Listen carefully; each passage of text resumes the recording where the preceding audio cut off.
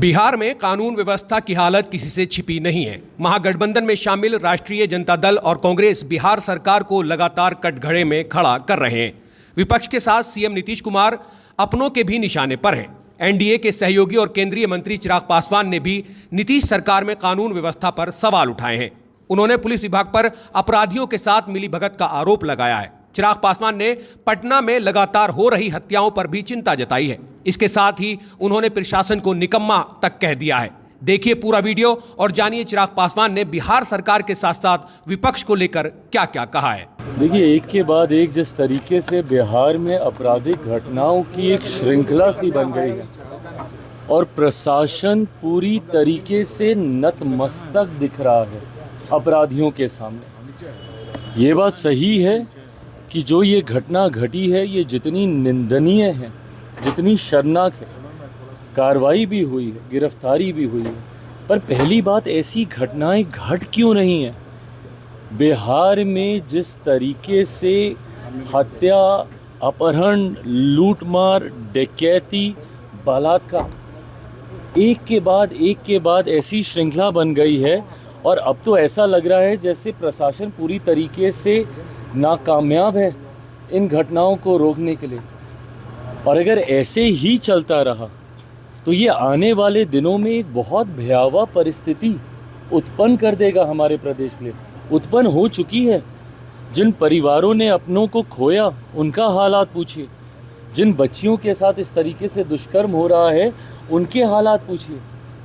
आज अगर इस तरीके की बातें भी कही जाती हैं कि चुनाव के कारण ऐसी गतिविधियों को असामाजिक तत्व अंजाम दे रहे हैं, अगर चुनाव भी एक कारण, और मैं भी मानता हूं कहीं ना कहीं कि संभवतः चुनाव भी एक कारण है, सरकार को बदनाम करने की साजिश के साथ संभवतः इन घटनाओं को अंजाम दिया जा रहा है, पर तब भी जिम्मेदारी तो प्रशासन की ही है ना इसको नियंत्रित करने की।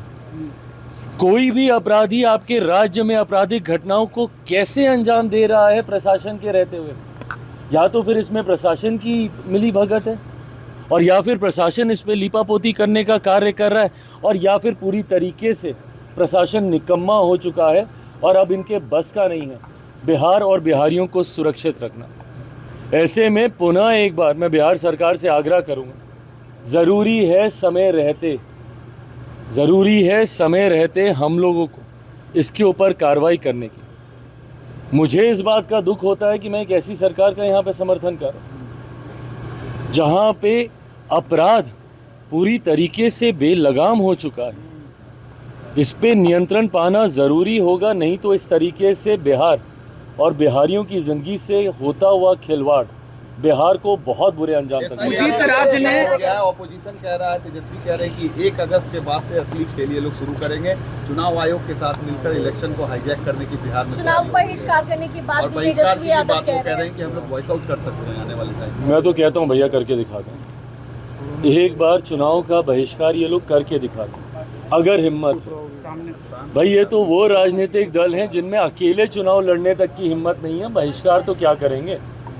राष्ट्रीय जनता दल बिहार की पुरानी पार्टी जो 15 साल तक सत्ता में रही, आज हिम्मत नहीं है इन लोगों की अकेले चुनाव लड़ने की।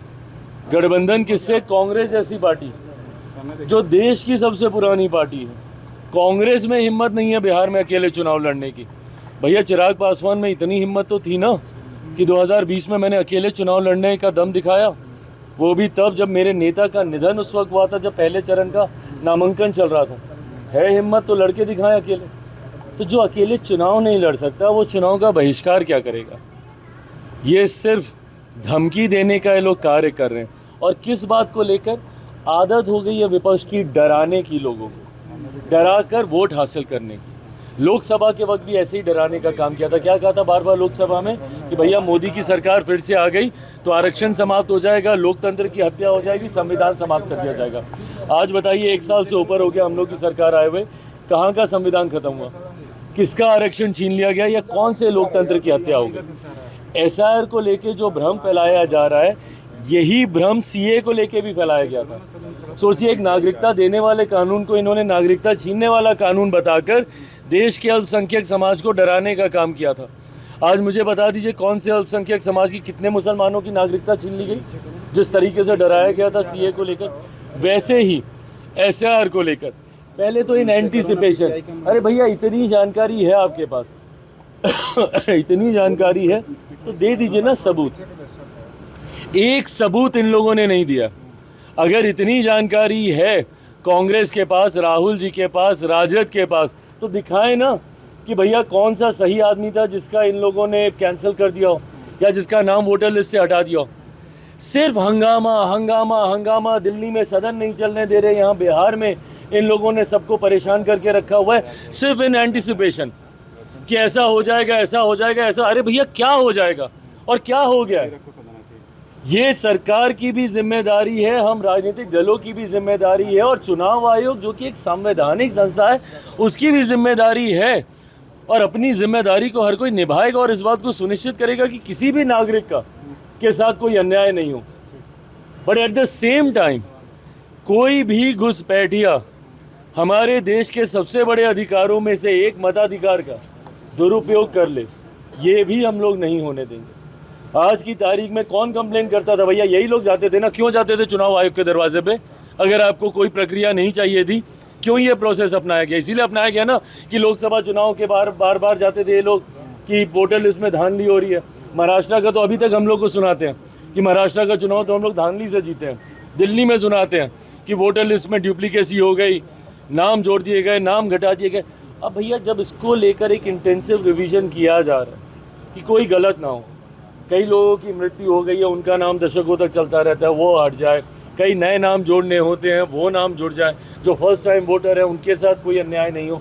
जब इस प्रक्रिया का पालन किया जाता है तो भी आपको शिकायत, नहीं किया जाए तो आप चुनाव आयोग का दरवाज़ा खटखटाते, आप नहीं थकते, तो चिट भी आपकी, पट भी आपकी, नहीं चलेगा। हकीकत ये है, 100 बात की एक मिनट 100 बात की एक बात हकीकत ये है कि विपक्ष अपनी हार मान चुका है। अभी तक ईवीएम पे ठीकरा फोड़ा जाता था, ईवीएम को बदनाम किया जाता था, अब वो बहाना इन लोगों का चलता नहीं है।